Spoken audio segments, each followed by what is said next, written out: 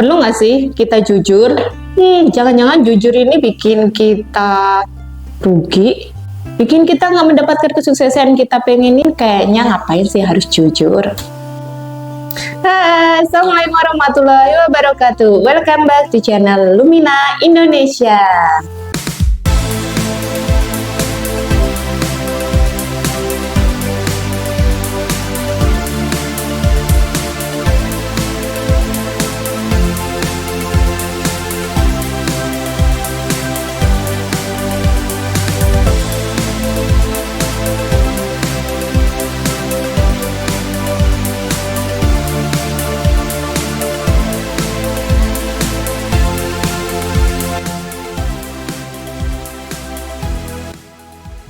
Sahabat Lumina, di sini siapa nih yang sudah tahu ada satu kejadian ya yang cukup membuat kita kaget semuanya, yaitu kejadian yang menimpa bakso Afung. Kejadiannya apa? Kita lihat sekilas di sini videonya. Pihak bakso Afung memohon maaf karena ada peristiwa makan kerupuk babi di salah satu restorannya di Bali. Mereka juga bergerak cepat menyelesaikan masalah itu dengan menghancurkan peralatan makan di restorannya. Jadi di kejadian ini ada salah satu food blogger yang dia memakan di bakso Afung, tapi juga sambil membawa keripik dari kulit B2B ya. Yang pasti akhirnya itu sesuatu yang tidak halal dan dia makan di tempat yang sudah tersertifikasi halal. Maka dari itu ya sahabat semuanya, kenapa sih kalau misalnya kita datang ke restoran yang dia sudah bersertifikasi halal, kita dilarang banget bawa makanan atau minuman dari luar, karena itu bisa juga mengkontaminasi proses kehalalan di mereka. Kira-kira apa yang dilakukan oleh bakso Afung dengan adanya kejadian ini tadi? Ataukah memilih tutup mulut? Ataukah ya membiarkan saja? Atau udah langsung aja ngasih informasi, udah nih, udah kita selesaikan yang kita beresin?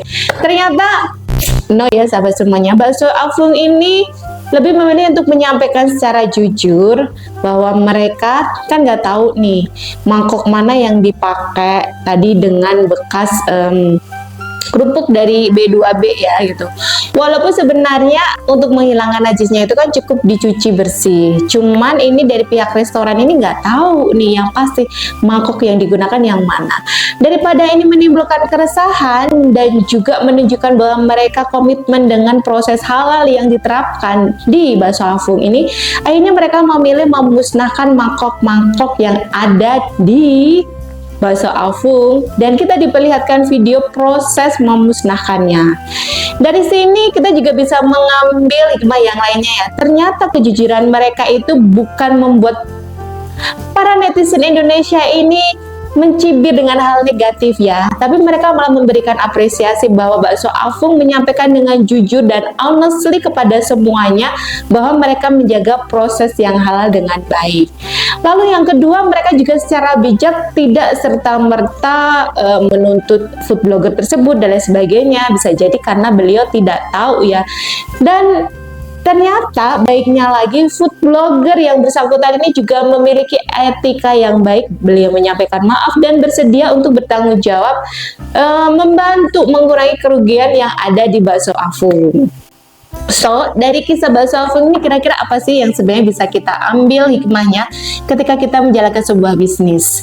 Yang paling pertama, jujur. Sampaikan kalau misalnya memang ada kendala, ada apa, tidak mampu dan lain sebagainya. Sampaikanlah dengan jujur, itu akan membuat value kita berbeda dari yang lain. Terus yang kedua, dari jujur ini kita juga perlu konsisten untuk menjaga kejujuran kita dalam semua situasi dan kondisi. Jangan hanya jujur pas saat kita enak aja. Pas kondisinya nggak enak, kita nggak mau jujur karena nggak mau terlalu mengambil banyak resiko. Lalu jika menghadapi hal-hal yang membuat kita nggak suka gitu ya, atau hal-hal yang di luar prediksi, kita perlu bersikap lebih tenang lagi untuk melihatnya. Dengan kondisi yang tenang, kita bisa bersikap bagaimana mestinya dan menghadapinya dengan lebih maksimal lagi. Oke, ini luar biasa ya, kita belajar tentang kejujuran atau integritas ini. Dari bakso Afung ini kita jadi belajar bagaimana kejujuran itu ternyata memberikan efek yang positif terhadap brandnya, terhadap awareness bakso Afung ini, walaupun mungkin mereka di awal menyampaikan itu sebagai suatu bentuk klarifikasi. Karena pada umumnya kan kalau ada sesuatu hal seperti itu ya si bisnisnya atau si ownernya itu kan just menyampaikan klarifikasi. Kalau ini mereka menyampaikan bukti bahwa not only about klarifikasi, tapi mereka juga mengeksekusi klarifikasi itu dengan menghancurkan makhluk-makhluk yang ada. Ya, pro dan kontra itu kembali ke kalian masing-masing, tapi di sini kita akan mengambil poin positif apa yang ternyata hal yang baik itu memberikan dampak yang positif juga, bukan hanya untuk bisnis tapi juga diri kita sendiri. Oke, jangan lupa kalau video ini bermanfaat, like, komen, dan subscribe-nya. Dan sampai jumpa di video kita yang lainnya. Assalamualaikum warahmatullahi wabarakatuh. Dah.